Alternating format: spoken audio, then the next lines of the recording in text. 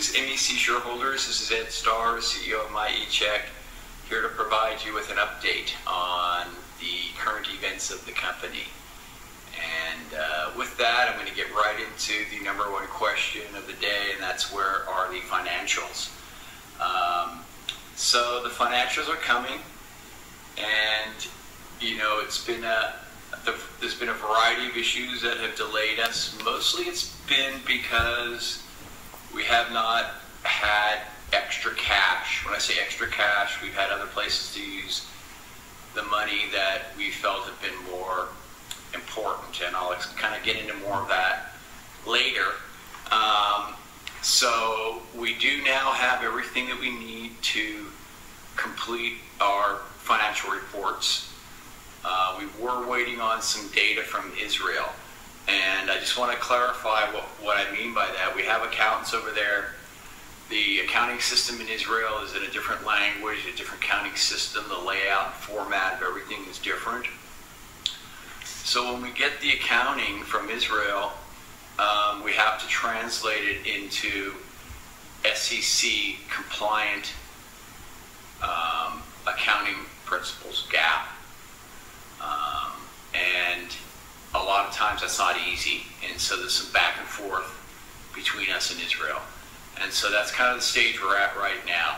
And I'm not sure if that aspect of it has been complete, but I believe once that is complete, then we will move on to stage one of a two-stage process. Stage one is to file our management reviewed financials that have been prepared by our outsourced CFO, Britt Summerall, with the OTC, and pay our fees that are due to the OTC to be current, update our records with the OTC, and submit a letter from our attorney, essentially providing an opinion that our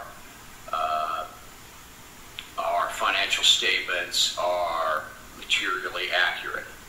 So that's what we're going to be doing here very soon, and that will get us reinstated on the OTC Pink, presumably, and get the stop sign removed. So that will enable more investors hopefully to come into the company, and that'll prepare us then to move to the next stage, which would be to get the audit complete and filed with the SEC. Once that happens, then we have an opportunity to re-uplist to the OTCQB if we can maintain a minimum share price of 1 penny for 30 days or more consecutively. So that process of getting the audit filed with the SEC is going to take a little bit longer. Primarily, we have an outstanding debt with our previous accountant, or excuse me, our previous auditor. The audit cost 250% more than what was quoted to us due to the lawsuit that they had to deal with from Ken Makora. So in addition to the additional cost of that lawsuit, of that audit that lawsuit caused, it also caused us to be 4 months late on filing that audit, and that cost us the OTCQB. It got us kicked to the pinks, and that's where we've been for the last year. So that lawsuit hurt us.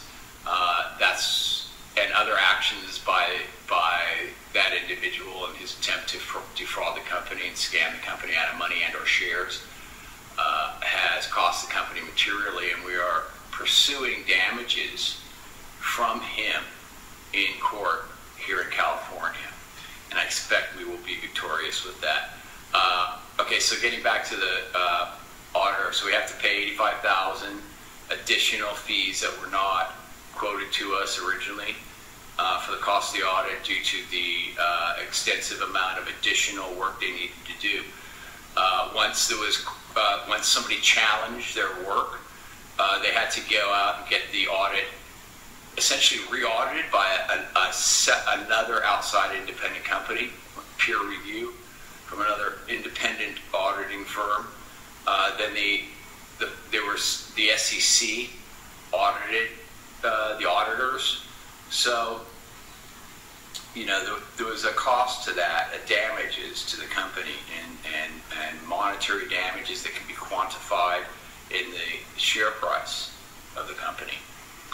Anyway, so in addition to that, there's a fee that we have to pay the auditor to actually get the 2015 audit, which we need in order to complete the 2016 audit.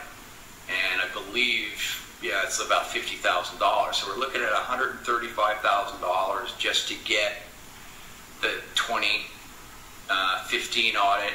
Then we have to pay the new auditors, and that's approximately $50,000. There's costs associated with filing with the SEC and having it formatted and legally reviewed and so on and so forth. So it's a $200,000 cost for the company. A lot of it we already owe. The debt to the previous auditors on our books, we already owe that. So that's not new expense, but it's still cash flow. So that's filing forms that are essentially the same as forms that we're already filing with the OTC. Our financials are going to be filed with the OTC. The only difference is that they're auditor reviewed. So the question then becomes, at this stage of our company, do we want to spend $200,000 to file essentially duplicate forms with the SEC that we filed with the OTC, or do we want to spend $200,000 on growing our development team to be able to provide our software to more customers in our target market of Africa? So it's a very, very difficult decision. We want to do both, and we're going to do both, but the question has been the order in which we do this. And that's why there's been a delay in filing our audited financials. We will get it done. I expect our revenue to increase. We'll talk a little bit more about that. And we should be able to afford to complete the audit. But it's a cash flow issue right now and a cost-benefit decision that we're forced into until such time as the company is cash flush to be able to pay for the audit. Now, obviously we want to do it because we want to get back on the QB and continue our upward movement within the markets. And so we want to get back on the OTC QB and then some. But we take it one step at a time. So the first step is to get back on the QB, or excuse me, the OTC pinks, get the stop sign removed. That we can do relatively very quickly and relatively very inexpensively. Getting the audit done, hopefully we're looking at still getting that done and everything filed, caught up this year. Hopefully we can do it in the third quarter. So, but it's not going to happen this quarter. So, that's the update on the financials. Now, getting on to more important issues. I'll address a couple. The litigation. We already discussed one of the lawsuits. Enough said about that. We had this other lawsuit that we're going after fraudulently issued shares, approximately 275 million, I believe, still remain. We've already previously recovered about 275 million. Those were returned to MEC Treasury and canceled.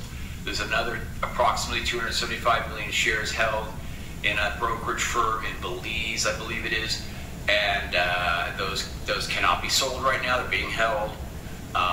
We had a previous attorney that I believe was dragging this thing out and billing us. We got behind our bill. Still, I don't want to blame him. He did a great job, but we couldn't pay him when he needed to be paid, so he dropped out. Now, we were able to replace him with our existing attorneys that we recently engaged last year, and are the company's primary litigation attorneys, and the individuals that are the primary attorneys that we deal with are Joe Elgindy and Ryan Meyer, and they have taken over this case. So we were granted an additional 7-day extension beyond the 30 days that the court initially granted us, so we were able to re-register our attorneys at that time. We do have another lawsuit that has just come in from a smaller shareholder. We were unable to repay that loan in 2016. Those several smaller loans. We were unable to repay those several smaller loans in 2016. Defaulted. They wanted to convert. We tried to convert the debt into stock. We were unable to do that due to reserves from other issues that we had with other lenders. So I'll talk about that in a minute. So we have this new lawsuit. I expect to settle this. We've already reached out and tried to make settlement attempts. We're in a better position now to negotiate a settlement, I believe, than we were in 2016. So, okay. So the good news is that other lawsuit that we had last year from TCA and Chicago Ventures are gone. We resolved those, and that debt has been refinanced. So that was a massive amount of toxic debt that is gone, and that debt was threatening the company, the livelihood and the existence of the company. I believe a lot of that was egged on by Ken Makora, just to add to the list of damages that he's caused to the company.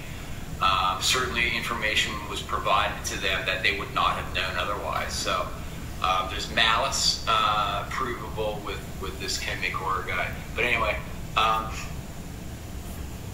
so we repaid that, or refinanced that debt into friendly debt at a much lower interest rate that cannot be converted into stock, and we're going to repay under very friendly terms. And the terms of that will be disclosed in the very first thing that we file under subsequent events.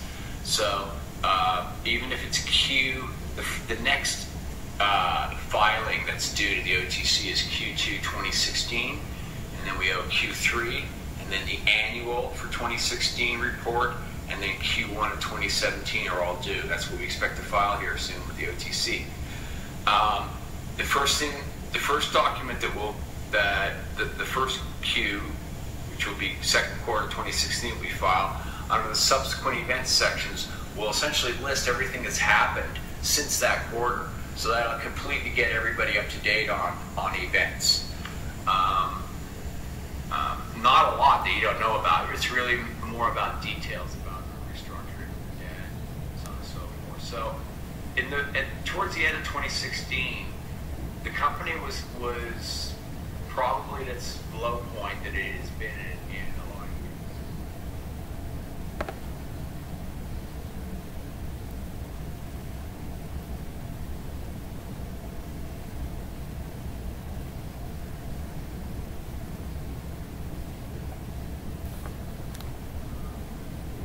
The emphasis that we have is on growing the company and providing the products and services that our customers have contracted with us to obtain.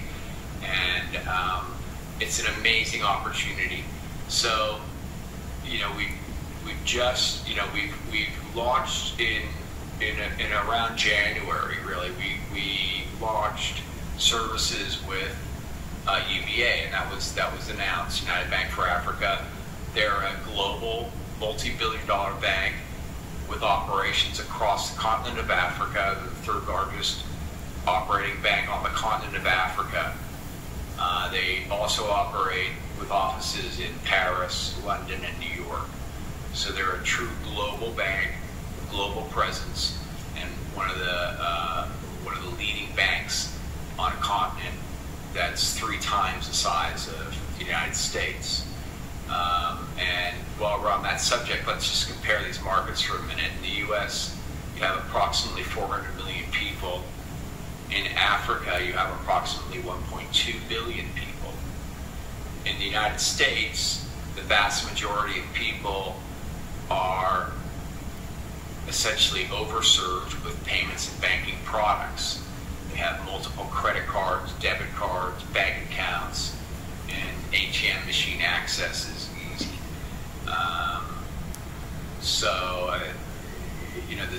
There's not a tremendous amount of opportunity for growth in if you're introducing an add-on product. Whereas in Africa, there really isn't much in the way of existing infrastructure.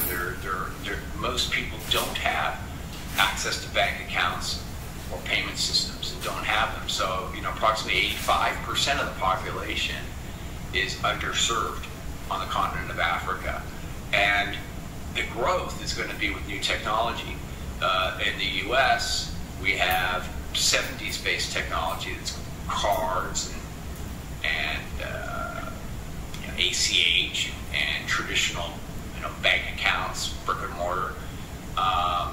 So the products we're developing in Africa are completely next generation. They don't require hardware of any type, let alone a physical card. They're real time rather than 2 to 3 days to get your money. They're extremely low cost, and there's no risk because the payments are guaranteed. So it's technology that's far more advanced than anything that they do here in the U.S. That's our technology.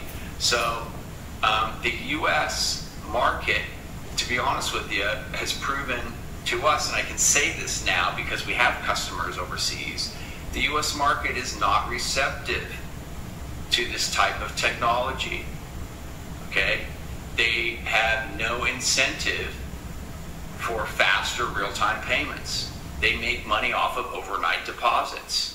They make interest from the Fed off of overnight deposits. The amount of money that they have in their bank overnight, they make a percentage of that. In addition, they make transaction fees that are very large based upon card transactions. They keep the money for 2 or 3 days. It's not real time. It's insecure, and they still charge a massive amount of money for it. But anyway, because they make so much money off of transaction fees, where's their incentive for low-cost transactions? And so they control the banking and payments industry. And between the Federal Reserve Bank, which is controlled by bankers, not federal employees or elected officials.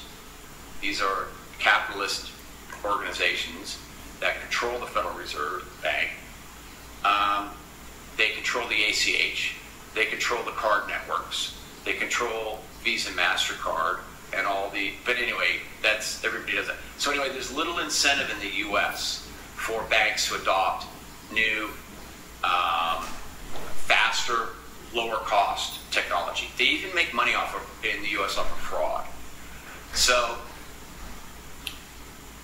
the incentive in Africa is they don't have the infrastructure, and our technology provides them with what they need, in the sense of it provides them with a method to receive and send money via mobile devices,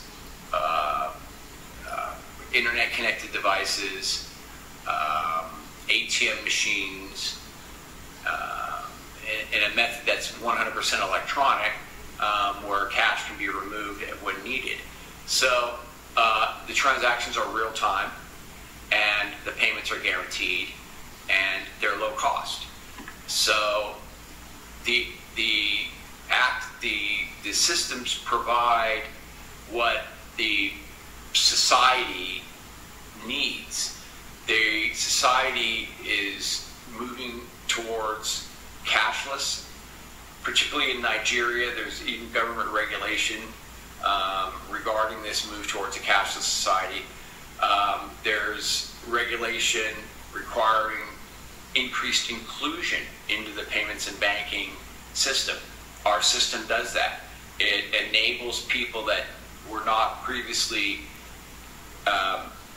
enabled. They didn't have access because they didn't have either a bank that they could go down to and obtain a bank account near them, or they don't have access to a credit card to shop online. They don't have access access to a point of sale system that enables them to sell online. They don't have access to a system that allows them to receive money in any way. And our system enables all of that for the users of email money and other products that are similar that we're going to be launching in Africa. So there's a demand over there. So there's a demand, and there's a much, much higher demand. There's very little competition. And by the way, in Nigeria, you have to be a bank in order to operate a payment system. So that's a law. Our model is a software company that licenses turnkey solutions to banks. So our system is already in play. It's live in Africa. PayPal, for example, couldn't go to Nigeria. They're not a bank. M-Pesa, which is big in Kenya, can't go to Nigeria. They're not a bank. So we have a distinct competitive advantage with our strategy for Africa over other payment systems that currently exist. So we have what I believe to be the best product in Africa and the best business model with respect to how we're going to distribute the system. And that is, banks are going to operate the system. Banks that already have existing customers and are already licensed and regulated to operate systems. And we're going to revenue share in the transaction fees.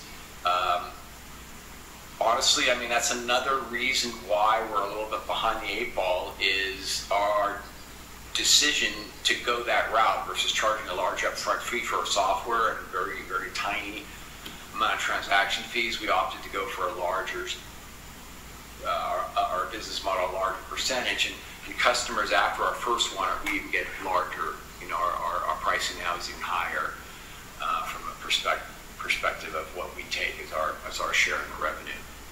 So we're very excited about Africa. We do have a second bank that's signed. Unfortunately, we're under a confidentiality agreement. We can't announce the name of the bank until they go live, and that's going to be pretty standard in Africa because of the competitive environment now amongst banks to launch systems like this. And so they don't want their competitors to know what they're doing. It's a competitive advantage so that their competitors don't copycat them and they can get a jump on the market with a unique product. So that's why people don't want, or banks don't want these deals announced, or even the functions and capability of our existing customers announced until such time as those features are actually live and usable and they want to market them. So, okay, so that's what's going on in Africa, and we've got a large pipeline of customers that are, prospective customers, banks that want a system, and we're in discussion with them. We can't really provide the system at this point because we don't have enough resources. So once our revenue starts to ramp up a little higher and we have more revenue than we do now versus our expenses. Our expenses are very low, by the way, right now. So we're very, very close to that point. We're going to start adding developers in Israel. So our growth is going to be in Israel. On the development side, that's where our source code is. That's where our senior software engineer, Valerie, that essentially developed the code, is. For training purposes, they're on a similar timeline to our customer base in Africa and can respond and talk to our customers, interact with them. And by the way, we do talk to the banks, even though they're sub-licensees. Once deals have been done, our technical people talk directly with the bank's technical people, and that's how we get the products developed and implemented. So looking towards the U.S. market, so, about 2 years ago when we landed this deal, I explained the reasons why we made the decision to really focus on Africa rather than the U.S. market. We had just launched a beta of e-mobile, and we're getting ready to complete development of that by integrating some additional partners that would have given us some additional fraud control and security capabilities, which would have enabled us to really push it out to the market.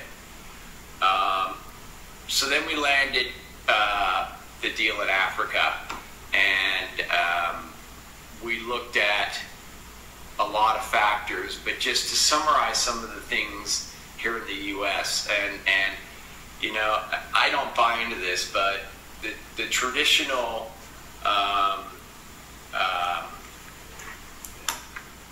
belief is that in order to brand a new product or company to the general public, which is what we were going to do with eMobile, the cost is estimated at $100 million. I don't buy that, because I believe that there's a lot of other social media and viral methods of marketing now that don't really cost anything. And if you have a better mousetrap, then people will know about it, especially if they can easily adopt it at no cost and without going anywhere. So eMobile was designed for fast, low-cost adoption and marketing. However, we have this deal in Africa. We need to put as much of our resources, which were limited. We're a tiny company relative to the customer that we have. So we didn't have anything to put here in the U.S. market. So we scaled back. We dropped out of our Folsom office 14 months ago. We moved into a small office here in El Dorado Hills. We signed a 14-month lease. We have chosen not to renew that lease. We're actually going to be working out of our home offices and be a virtual company here in the U.S. We essentially provide, at this stage in time, an administrative function in the U.S. We don't develop any software here. We maintain the MyCheck system, and our servers are housed at a co-location, and we don't have any need for a central office. So instead, we're putting that money, we're saving tens of thousands of dollars and putting that money into growing our business in Africa and hiring developers that we need. So that's what we're doing. And so we're in the office still. We're in the process of moving out through the end of this month. I'm talking to you right now from my home office. I'm actually better equipped here than I was over there.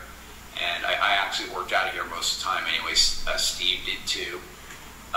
We've outsourced all of our accounting now, and our legal. So basically the operation here in the U.S. for now, and this is going to change, I'm going to talk about that in a minute, but right now, temporarily, while email money ramps up, it's essentially just Steve and I work here in the U.S. and that are working for the company. And we're really, we haven't been getting paid paychecks. We're hoping that that'll change pretty soon. But Steve and I have not been getting paid at all. We haven't been taking any pay. So as you can see, our expenses here in the U.S. are very, very low now. We just have our co-location where our servers are housed. We have a phone system. And then we have outsourced services such as accounting and legal. And that's pretty much all we have here.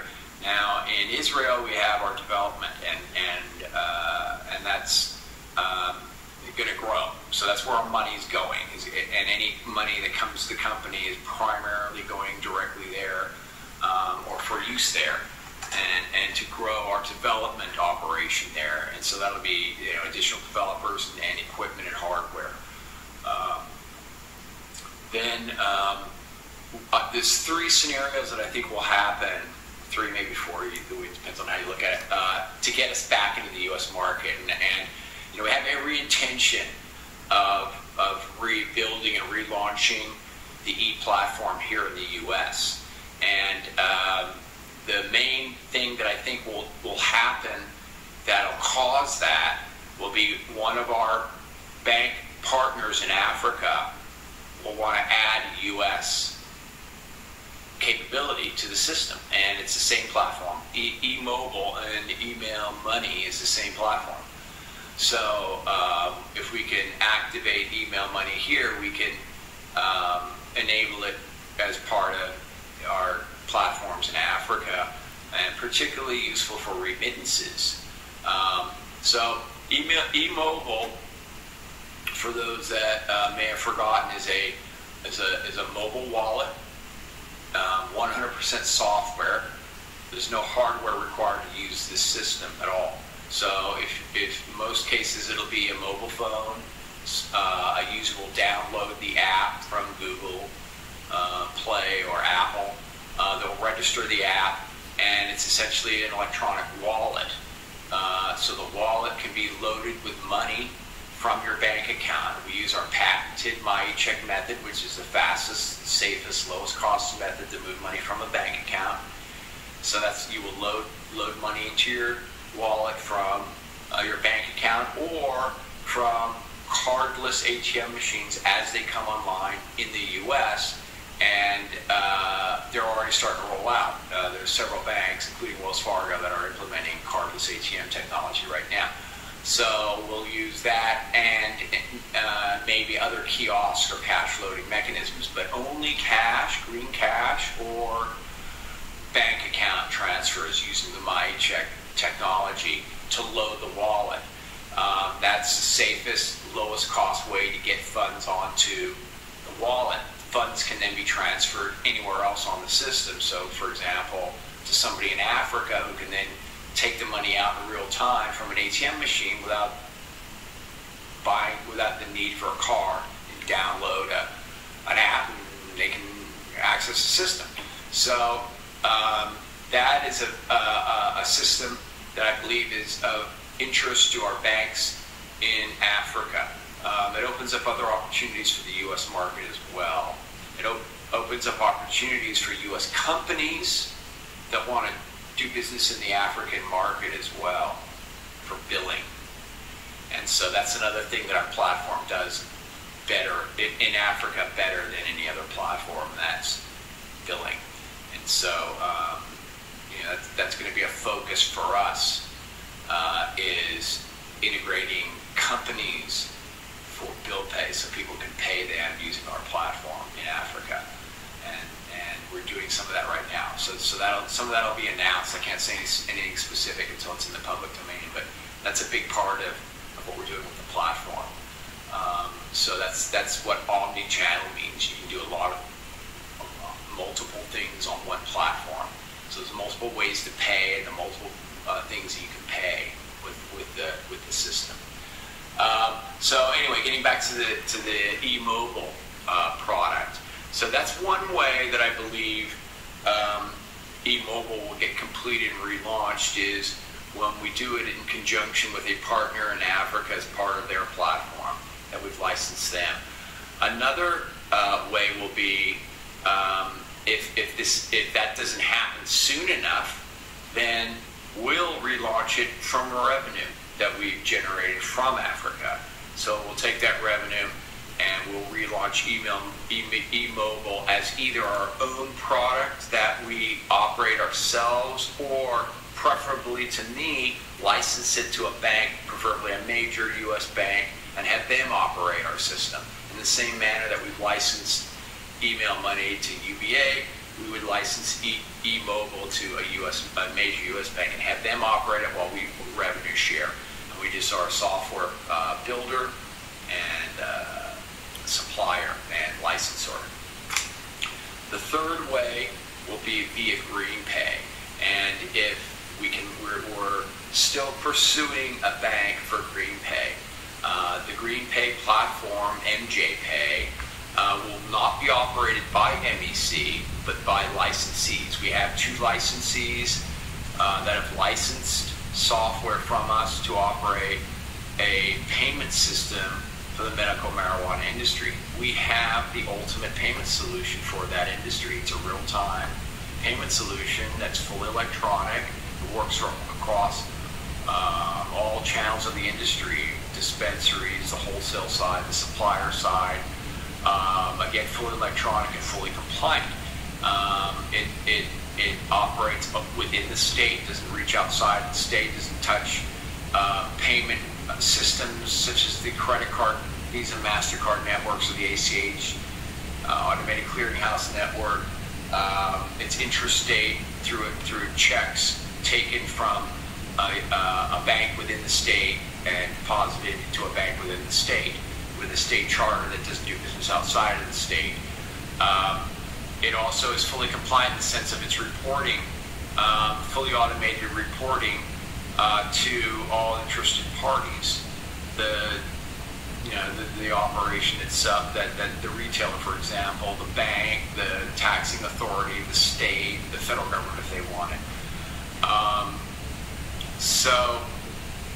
It also can, validate ID and has the potential to restrict sales due to age and other factors that can be configured within the system. We can also take that data and report it. So the system has a tremendous amount of capability. We just need a bank that's willing to take that leap of faith to actually admit publicly that they're processing payments for the cannabis industry. A lot of banks are, but a lot of banks that are tiny, really, it's difficult for us to deal with them, if they have limited technical capability. However, we still are pursuing a bank. We believe we will land a bank sooner rather than later. And once that happens, then the e-platform will be relaunched under the brand of